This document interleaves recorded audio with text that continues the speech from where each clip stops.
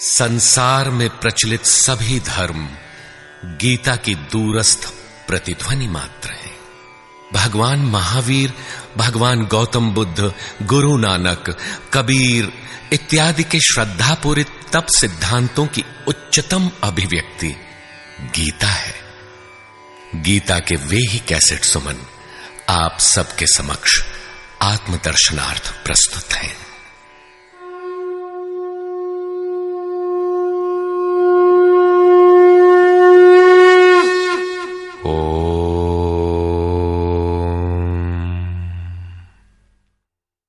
श्री परमात्मने नमः।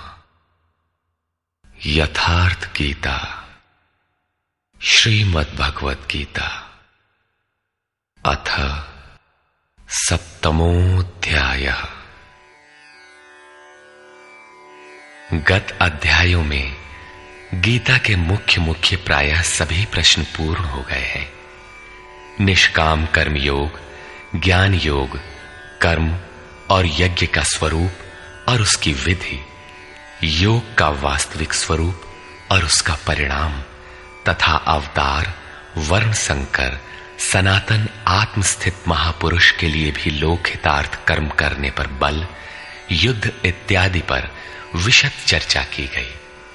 अगले अध्यायों में योगेश्वर श्री कृष्ण ने इन्हीं से संदर्भित अनेक पूरक प्रश्नों को लिया है, जिनका समाधान तथा अनुष्ठान आराधना में सहायक सिद्ध होगा। छठे अध्याय के अंतिम श्लोक में योगेश्वर ने यह कहकर प्रश्न का स्वयं बीजारोपण कर दिया कि जो योगी मद्गतेनांतरात्मना, मुझ में अच्छी प्रकार स्थित अंतःकरण वाला है, उसे मैं अतिशय श्रेष्ठ योगी मानता हूं। परमात्मा में अच्छी प्रकार स्थिति क्या है? बहुत से योगी परमात्मा को प्राप्त तो होते हैं, फिर भी कहीं कोई कमी उन्हें खटकती है। लेश मात्र भी कसर न रह जाए, ऐसी अवस्था कब आएगी? संपूर्णता से परमात्मा की जानकारी कब आएगी, कब होती है? इस पर योगेश्वर श्री कृष्ण कहते हैं, श्री भगवान उवाच,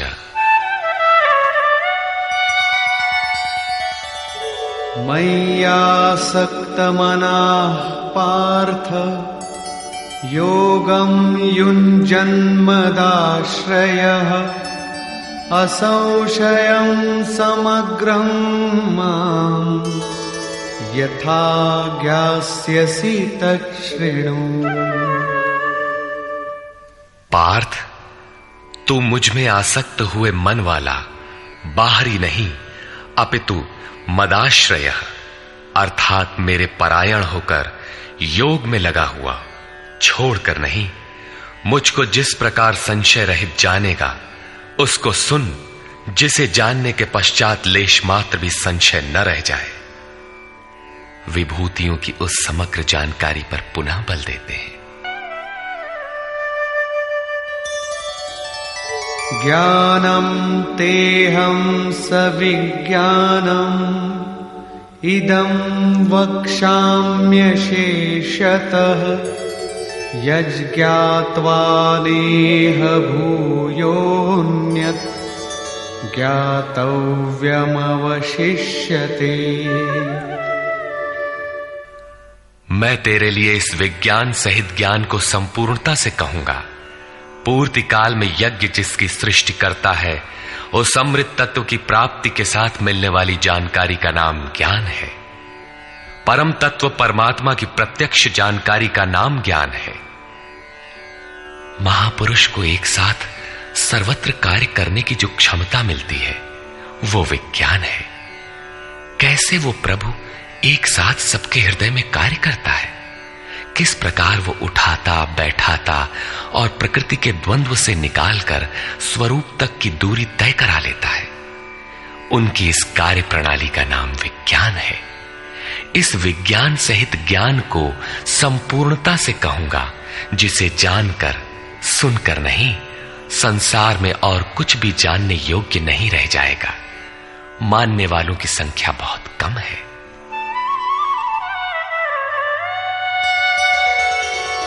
मनुष्याणां सहस्रेषु कश्चिद्यतति सिद्धये यततामपि सिद्धानां कश्चिन्मां वेत्ति तत्वतः। हजारों मनुष्यों में कोई ही मनुष्य मेरी प्राप्ति के लिए यत्न करता है, और उन यत्न करने वाले योगियों में भी कोई विरला ही पुरुष मुझे तत्व अर्थात साक्षात्कार के साथ जानता है। अब समग्र तत्व है कहां? एक स्थान पर पिंड रूप में है अथवा सर्वत्र व्याप्त है? इस पर योगेश्वर श्री कृष्ण कहते हैं, भूमिरापो नलो वायुः खं मनो बुद्धिरेव च अहंकार इतीयं मे भिन्ना प्रकृतिरष्टधा। अर्जुन, भूमि, जल, अग्नि, वायु और आकाश तथा मन, बुद्धि और अहंकार, ऐसे ये 8 प्रकार के भेदों वाली मेरी प्रकृति है। ये अष्टधा मूल प्रकृति है। अपरेयमितस्त्वन्या प्रकृतिं विद्धि मे परां जीवभूतां महाबाहो ययेदं धार्यते जगत्। इयम अर्थात ये 8 प्रकारों वाली तो मेरी अपरा प्रकृति है, अर्थात जड़ प्रकृति है। महाबाहु अर्जुन, इससे दूसरी को जीव रूप परा अर्थात चेतना प्रकृति जान, जिससे संपूर्ण जगत धारण किया हुआ है, वो है जीवात्मा। जीवात्मा भी प्रकृति के संबंध में रहने के कारण वो भी प्रकृति ही है। एतद्योनीनि भूतानि सर्वाणीत्युपधारय अहं कृत्स्नस्य जगतः प्रभवः प्रलयस्तथा। अर्जुन, ऐसा समझ के संपूर्ण भूत एतद्योनीनि इन महाप्रकृतियों से परा और अपरा प्रकृतियों से ही उत्पन्न होने वाले हैं। यही दोनों एकमात्र योनि है। मैं संपूर्ण जगत की उत्पत्ति तथा प्रलय रूप हूं, अर्थात मूल कारण हूं। जगत की उत्पत्ति मुझसे है और प्रलय अर्थात विलय भी मुझ में है।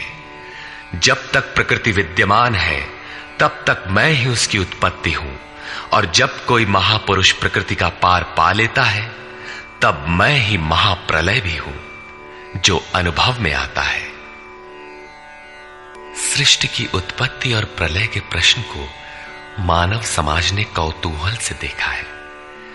विश्व के अनेक शास्त्रों में इसे किसी न किसी तरह समझने का प्रयास चला आ रहा है। कोई कहता है प्रलय में संसार डूब जाता है, तो किसी के अनुसार सूर्य इतना नीचे आ जाता है कि पृथ्वी जल जाती है। कोई इसी को कयामत कहता है कि इसी दिन सबका फैसला सुनाया जाता है, तो कोई नित्य प्रलय नैमित्तिक प्रलय की गणना में व्यस्त है। किंतु योगेश्वर श्री कृष्ण के अनुसार प्रकृति अनादि है, परिवर्तन होते रहे हैं, किंतु ये नष्ट कभी नहीं हुई। भारतीय धर्म ग्रंथों के अनुसार मनु ने प्रलय देखा था। इसके साथ 11 ऋषियों ने मत्स्य की सींग में नाव बांधकर हिमालय के एक उत्तुंग शिखर की शरण ली थी। लीलाकार श्री कृष्ण के उपदेशों एवं जीवन से संबंधित उनके समकालीन शास्त्र भागवत में मृकंड मुनि के पुत्र मार्कंडेय जी द्वारा प्रलय का आंखों देखा हाल प्रस्तुत है। वे हिमालय के उत्तर में पुष्पभद्रा नदी के किनारे रहते थे। भागवत के 12 स्कंद के 8वें और 9वें अध्याय के अनुसार शौनक आदि ऋषियों ने सूत जी से पूछा कि मार्कंडेय जी ने महाप्रलय में वट के पत्ते पर भगवान बाल मुकुंद के दर्शन किए थे, किंतु वे तो हमारे ही वंश के थे और हमसे कुछ ही समय पूर्व हुए थे। उनके जन्म के बाद न तो कोई प्रलय हुआ और न ही सृष्टि ही डूबी, सब कुछ यथावत है। तब उन्होंने कैसा प्रलय देखा? सूत जी ने बताया कि मार्कंडेय जी की प्रार्थना से प्रसन्न होकर नर नारायण ने उन्हें दर्शन दिया। मार्कंडेय जी ने कहा कि मैं आपकी वो माया देखना चाहता हूं जिससे प्रेरित होकर ये आत्मा अनंत योनियों में भ्रमण करता है। भगवान ने स्वीकार किया और एक दिन जब मुनि अपने आश्रम में भगवान के चिंतन में तन्मय हो रहे थे, तब उन्हें दिखाई पड़ा कि चारों ओर से समुद्र उमड़कर उनके ऊपर आ रहा है। उसमें मगर छलांगे लगा रहे थे। उनकी चपेट में ऋषि मार्कंडेय भी आ रहे थे। वे इधर उधर बचने के लिए भाग रहे थे। आकाश, सूर्य, पृथ्वी, चंद्रमा, स्वर्ग, ज्योतिष मंडल सभी उस समुद्र में डूब गए। इतने में मार्कंडेय जी को एक बरगद का पेड़ और उसके पत्ते पर एक शिशु दिखाई दिया। श्वास के साथ मार्कंडेय जी भी उस शिशु के उदर में चले गए और अपना आश्रम, सूर्य मंडल सहित सृष्टि को जीवित पाया और पुनः श्वास के साथ उस शिशु के उदर से वे बाहर आ गए। नेत्र खुलने पर मार्कंडेय ने अपने को उसी आश्रम में अपने ही आसन पर पाया। स्पष्ट है कि करोड़ों वर्ष के भजन के पश्चात उन मुनि ने ईश्वरीय दृश्य को अपने हृदय में देखा, अनुभव में देखा। बाहर सब कुछ ज्यों का त्यों था। अतः प्रलय योगी के हृदय में ईश्वर से मिलने वाली अनुभूति है।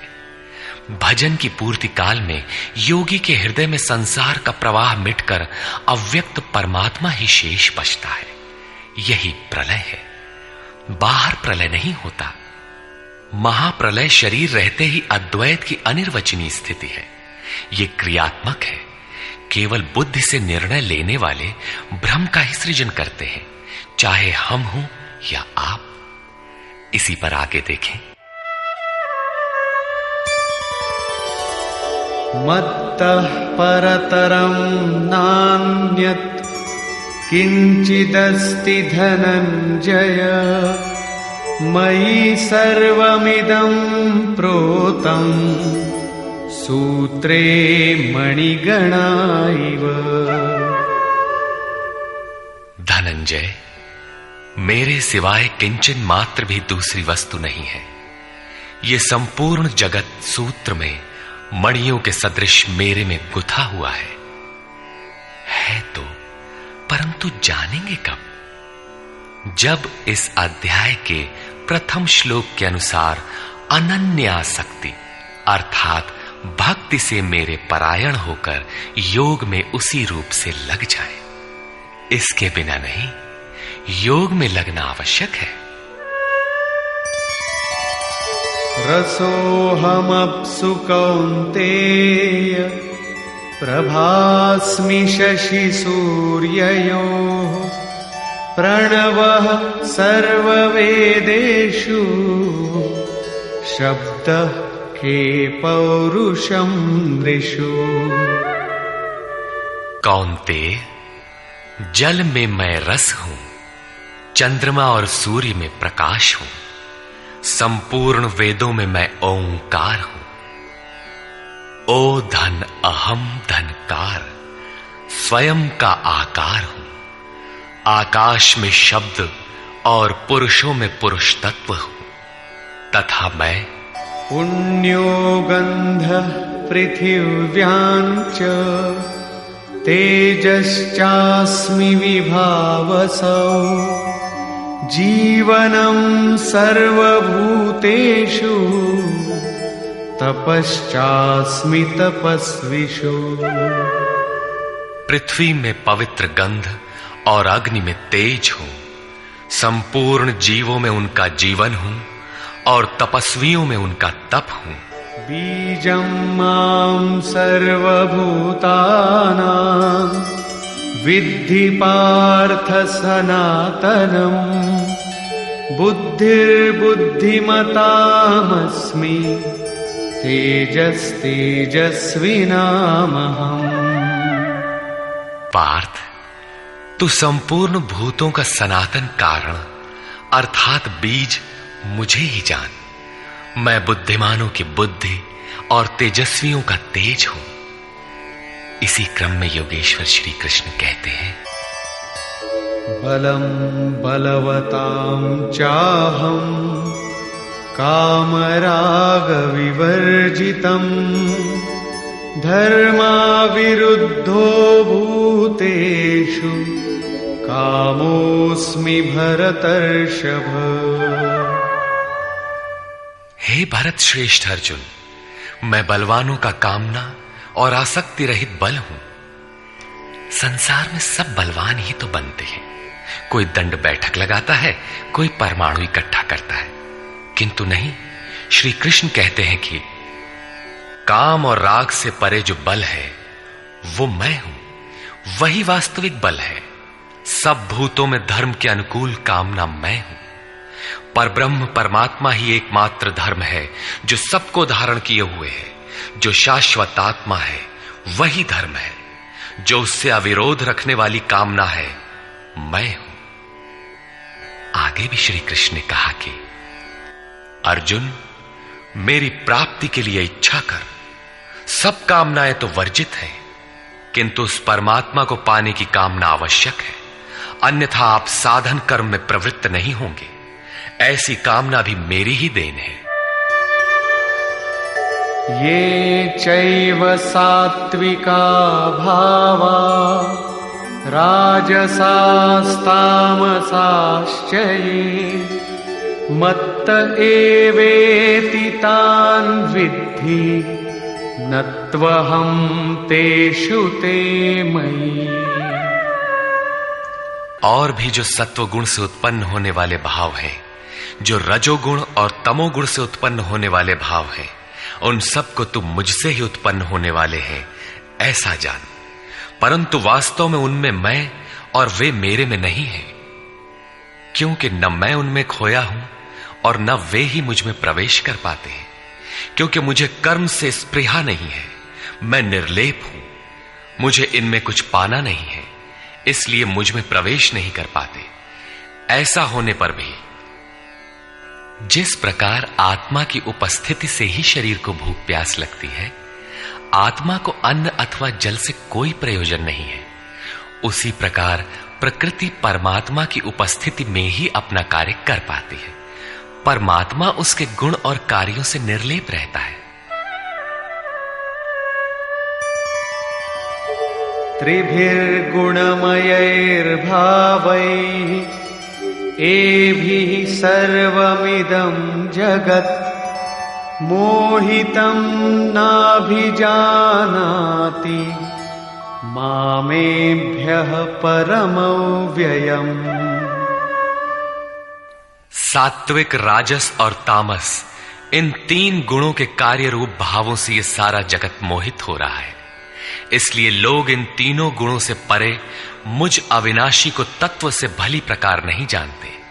मैं इन तीनों गुणों से परे हूं, अर्थात जब तक अंश मात्र भी गुणों का आवरण विद्यमान है तब तक कोई मुझे नहीं जानता। उसे अभी चलना है, वो राही है।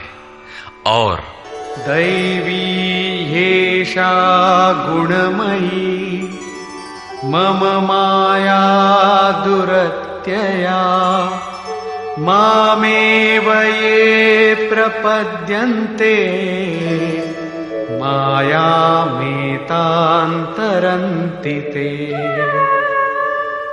ये त्रिगुणातीत मेरी अद्भुत माया दुस्तर है, किंतु जो पुरुष मुझे ही निरंतर भजते हैं वे इस माया का पार पा जाते हैं। ये माया है तो दैवी, परंतु अगरबत्ती जलाकर इसकी पूजा न करने लगे, इससे पार पाना है। न मां दुष्कृतिनो मूढ़ाः प्रपद्यन्ते नराधमाः मायया परितज्ञानाः आसुरं भावमाश्रिताः। जो मुझे निरंतर भजते हैं वे जानते हैं, फिर भी लोग नहीं भजते।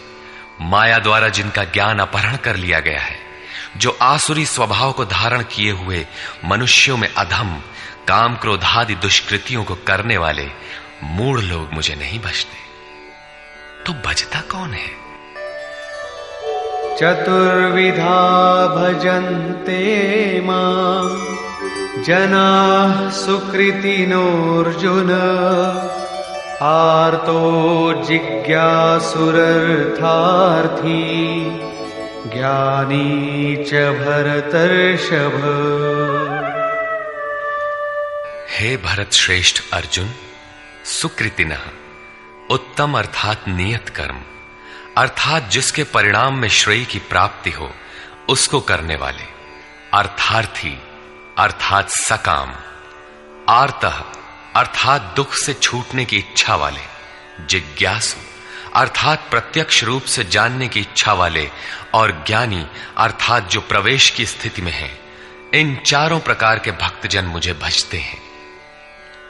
अर्थ वो वस्तु है जिससे हमारे शरीर अथवा संबंधों की पूर्ति हो। इसलिए अर्थ, कामनाएं सब कुछ पहले तो भगवान द्वारा पूर्ण होते हैं। भगवान श्री कृष्ण कहते हैं कि मैं ही पूर्ण करता हूं, किंतु इतना ही वास्तविक अर्थ नहीं है। आत्मिक संपत्ति ही स्थिर संपत्ति है, यही अर्थ है। सांसारिक अर्थ की पूर्ति करते करते भगवान वास्तविक अर्थ आत्मिक संपत्ति की ओर बढ़ा देते हैं, क्योंकि वे जानते हैं कि इतने ही से मेरा भक्त सुखी नहीं होगा। इसलिए वे आत्मिक संपत्ति भी उसे देने लगते हैं। लोक लाहु परलोक निबाहु, लोक में लाभ और परलोक में निर्वाह, ये दोनों भगवान की वस्तु हैं। अपने भक्त को खाली नहीं छोड़ते। आर्त, जो दुखी हो, जिज्ञासु, समग्रता से जानने की इच्छा वाले जिज्ञासु मुझे भजते हैं। साधना की परिपक्व अवस्था में दिग्दर्शन अर्थात प्रत्यक्ष दर्शन की अवस्था वाले ज्ञानी भी मुझे भजते हैं। इस प्रकार 4 प्रकार के भक्त मुझे भजते हैं, जिनमें ज्ञानी श्रेष्ठ है, अर्थात ज्ञानी भी भक्त ही है। इन सब में भी तेषां ज्ञानी नित्ययुक्त एक भक्तिर्विशिष्यते, प्रियो हि ज्ञानिनोत्यर्थम् अहं स च मम प्रियः। अर्जुन, उनमें भी नित्य मुझ में एक ही भाव से स्थित अनन्य भक्ति वाला ज्ञानी विशिष्ट है, क्योंकि साक्षात्कार के सहित जानने वाले ज्ञानी को मैं अत्यंत प्रिय हूं और वो ज्ञानी भी मुझे अत्यंत प्रिय है। वो ज्ञानी मेरा ही स्वरूप है। उदाराः सर्व एवैते ज्ञानी त्वात्मैव मे मतम्, आस्थितः स हि युक्तात्मा मामेवानुत्तमां गतिम्। यद्यपि ये चारों प्रकार के भक्त उदार ही हैं, कौन सी उदारता कर दी? क्या आपकी भक्ति करने से भगवान को कुछ मिल जाता है? क्या भगवान में कोई कमी है जिसे आपने पूरा कर दिया? नहीं, वस्तुतः वही उदार है जो अपने आत्मा को अधोगति में न पहुंचाए, जो उसके उद्धार के लिए अग्रसर है। इस प्रकार ये सब उदार है। परंतु ज्ञानी तो साक्षात मेरा स्वरूप ही है, ऐसी मेरी मान्यता है, क्योंकि वो स्थिर बुद्धि ज्ञानी भक्त सर्वोत्तम गति स्वरूप मुझ में ही स्थित है। अर्थात वो मैं हूं, वो मुझ में है, मुझ में और उसमें कोई अंतर नहीं है। इसी पर पुनः बल देते हैं। बहूनां जन्मनामन्ते ज्ञानवान् मां प्रपद्यते, वासुदेवः सर्वमिति स महात्मा सुदुर्लभः। अभ्यास करते करते बहुत जन्मों के अंत के जन्म में, प्राप्ति वाले जन्म में साक्षात्कार को प्राप्त हुआ ज्ञानी सब कुछ वासुदेव ही है।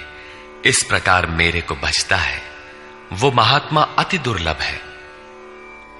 वो किसी वासुदेव की प्रतिमा नहीं गढ़वाता, बल्कि अपने भीतर ही उस परम देव का वास पाता है।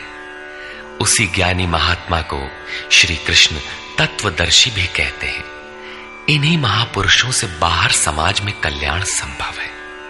इस प्रकार के प्रत्यक्ष तत्वदर्शी महापुरुष श्री कृष्ण के शब्दों में अति दुर्लभ है। जब श्रेय और प्रेय अर्थात मुक्ति और भोग दोनों ही भगवान से मिलते हैं, तब तो सभी को एकमात्र भगवान का भजन करना चाहिए। फिर भी लोग उन्हें नहीं भजते। क्यों? श्री कृष्ण के ही शब्दों में, कामैस्तैस्तैर्हितज्ञानाः प्रपद्यन्तेऽन्यदेवताः तन्तन्नियममास्थाय प्रकृत्या नियताः स्वया। वो तत्वदर्शी महात्मा अथवा परमात्मा ही सब कुछ है। लोग ऐसा समझ नहीं पाते, क्योंकि भोगों की कामनाओं द्वारा लोगों का विवेक अपहरण कर लिया गया है। इसलिए वे अपनी प्रकृति अर्थात जन्म जन्मांतरों से अर्जित संस्कारों के स्वभाव से प्रेरित होकर मुझ परमात्मा से भिन्न अन्य देवताओं और उनके लिए प्रचलित नियमों की शरण लेते हैं। यहां अन्य देवता का प्रसंग पहली बार आया है। यो यो यां यां तनुं भक्तः श्रद्धयार्चितुमिच्छति तस्य तस्याचलां श्रद्धां तामेव विदधाम्यहम्। जो जो सकामी भक्त जिस जिस देवता के स्वरूप को श्रद्धा से पूजना चाहता है, मैं उसी ही देवता के प्रति उसकी श्रद्धा को स्थिर करता हूं।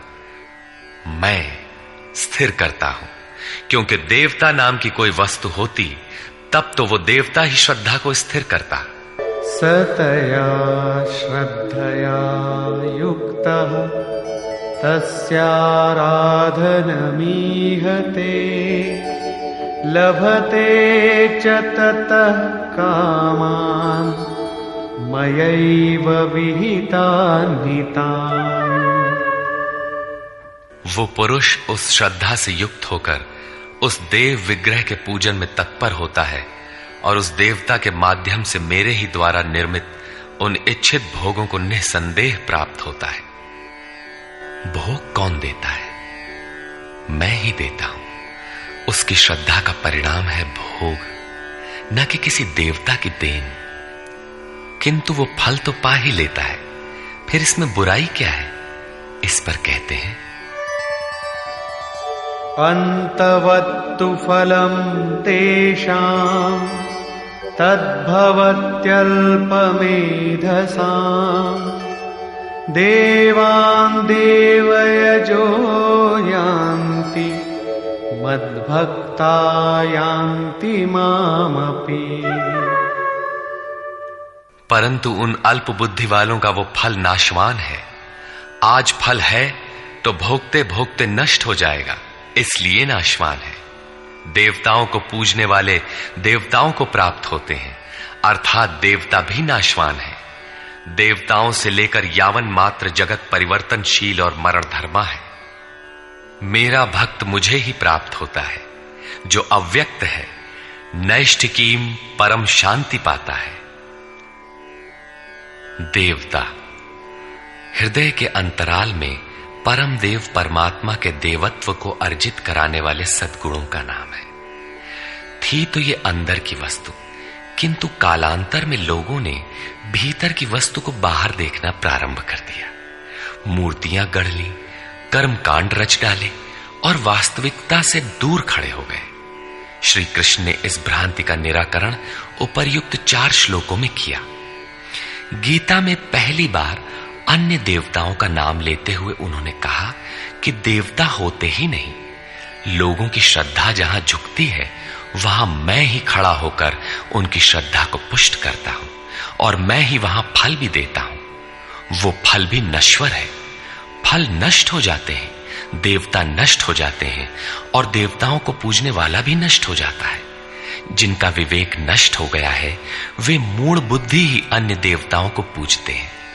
श्री कृष्ण तो यहां तक कहते हैं कि अन्य देवताओं को पूजने का विधान ही अयुक्ति संगत है।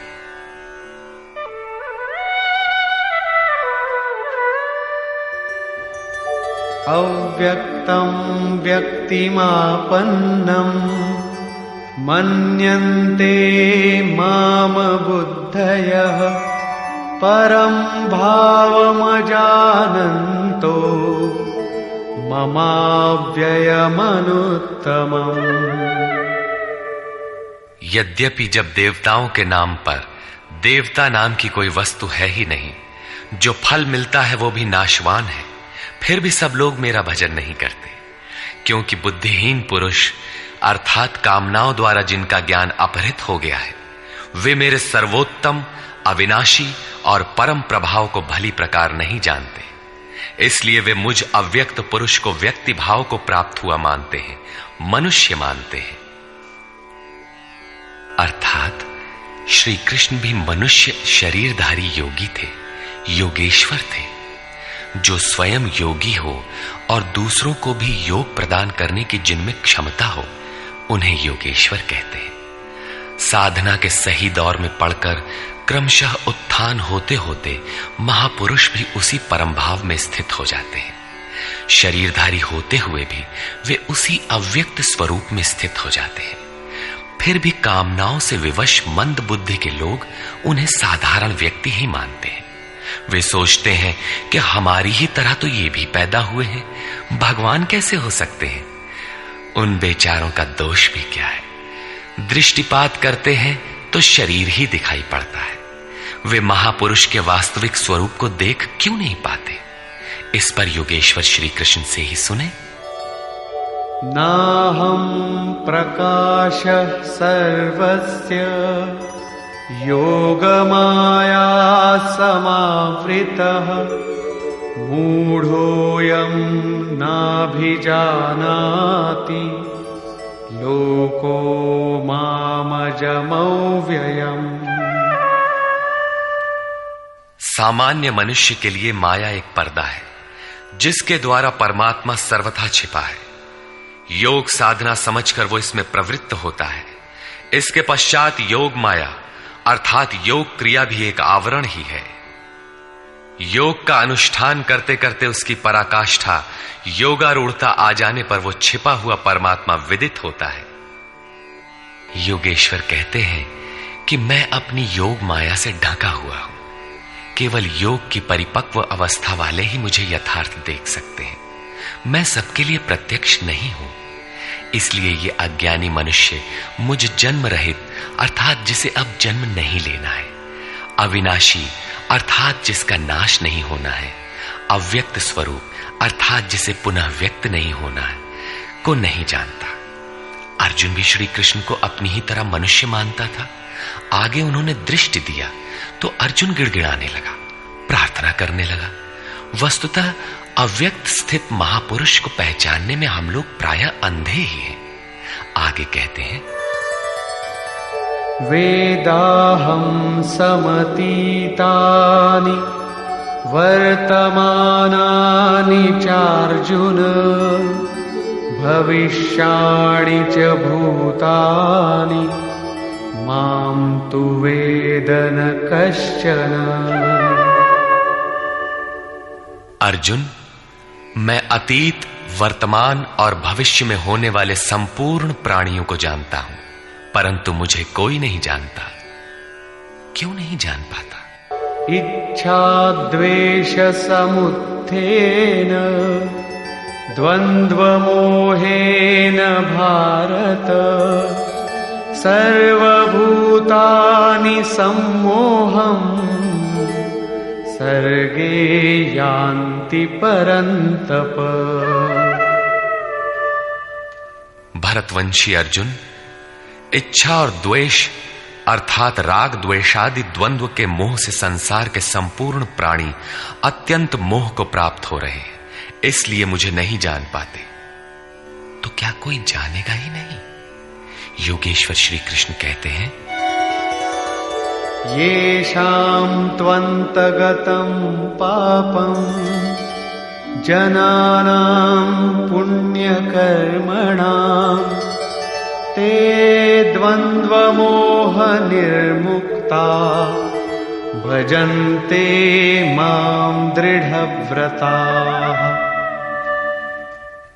परंतु पुण्य कर्म अर्थात जो संस्कृति का अंत करने वाला है, जिसका नाम कार्यम कर्म, नियत कर्म, यज्ञ की प्रक्रिया कहकर बारंबार समझाया है, उस कर्म को करने वाले जिन भक्तों का पाप नष्ट हो गया है, वे राग द्वेषादि द्वंद्व के मोह से भली प्रकार मुक्त होकर व्रत में दृढ़ रहकर मुझे भजते हैं। किस लिए भजते हैं? जरा मरण मोक्षाय मामाश्रित्य यतन्ति ये ते ब्रह्म तद्विदु कृत्स्नम् अध्यात्मं कर्म चाखिलम्। जो मेरी शरण होकर जरा और मरण से मुक्ति पाने के लिए प्रयत्न करते हैं, वे पुरुष उस ब्रह्म को, संपूर्ण अध्यात्म को और संपूर्ण कर्म को जानते हैं, और इसी क्रम में साधिभूताधिदैवं मां साधियज्ञं च ये विदुः प्रयाणकालेऽपि च मां ते विदुर्युक्तचेतसः। जो पुरुष अधिभूत, अधिदैव तथा अधियज्ञ के सहित मुझे जानते हैं, मुझ में समाहित चित्त वाले वे पुरुष अंतकाल में भी मुझको ही जानते हैं, मुझ में ही स्थित रहते हैं और सदैव मुझे प्राप्त रहते हैं। 26वें 27वें श्लोक में उन्होंने कहा कि मुझे कोई नहीं जानता, क्योंकि वे मोहग्रस्त हैं, किंतु जो उस मोह से छूटने के लिए प्रयत्नशील हैं, वे संपूर्ण ब्रह्म, संपूर्ण अध्यात्म, संपूर्ण कर्म, संपूर्ण अधिभूत, संपूर्ण अधिदैव और संपूर्ण अधियज्ञ सहित मुझको जानते हैं, अर्थात इन सब का परिणाम मैं अर्थात सद्गुरु हूं। वही मुझे जानता है, ऐसा नहीं कि कोई नहीं जानता। निष्कर्ष, इस 7वें अध्याय में योगेश्वर श्री कृष्ण ने बताया कि अनन्य भाव से मुझ में समर्पित होकर, मेरे आश्रित होकर जो योग में लगता है, वह समग्र रूप से मुझे जानता है। मुझे जानने के लिए हजारों में कोई विरला ही प्रयत्न करता है, और प्रयत्न करने वालों में विरला ही कोई जानता है। वह मुझे पिंड रूप में एक देशीय नहीं वरन सर्वत्र व्याप्त देखता है। 8 भेदों वाली मेरी जड़ प्रकृति है, और इसके अंतराल में जीव रूप मेरी चेतन प्रकृति है। इन्हीं दोनों के संयोग से पूरा जगत खड़ा है। तेज और बल मेरे ही द्वारा है। राग और काम से रहित बल तथा धर्मानुकूल कामना भी मैं ही हूं। जैसा कि सब कामनाएं तो वर्जित है, लेकिन मेरी प्राप्ति के लिए कामना कर, ऐसी इच्छा का अभ्युदय होना मेरा ही प्रसाद है। केवल परमात्मा को पाने की कामना ही धर्मानुकूल कामना है। श्री कृष्ण ने बताया कि मैं तीनों गुणों से अतीत हूं, परम का स्पर्श करके परम भाव में स्थित हूं, किंतु भोगासक्त मूढ़ पुरुष सीधे मुझे न भजकर अन्य देवताओं की उपासना करते हैं, जबकि वहां देवता नाम का कोई है ही नहीं।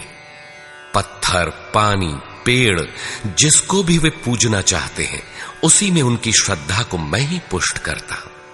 उसकी आड़ में खड़ा होकर मैं ही फल देता हूं, क्योंकि न वहां कोई देवता है, न किसी देवता के पास कोई भोग ही है। लोग मुझे साधारण व्यक्ति समझकर नहीं बचते, क्योंकि मैं योग प्रक्रिया द्वारा ढका हुआ हूं। अनुष्ठान करते करते योग माया का आवरण पार करने वाले ही मुझ शरीरधारी को भी अव्यक्त रूप में जानते हैं, अन्य स्थितियों में नहीं। मेरे भक्त 4 प्रकार के हैं: अर्थार्थी, आर्त, जिज्ञासु और ज्ञानी। चिंतन करते करते अनेक जन्मों के अंतिम जन्म में प्राप्ति वाला ज्ञानी मेरा ही स्वरूप है। अर्थात अनेक जन्मों से चिंतन करके उस भगवत स्वरूप को प्राप्त किया जाता है।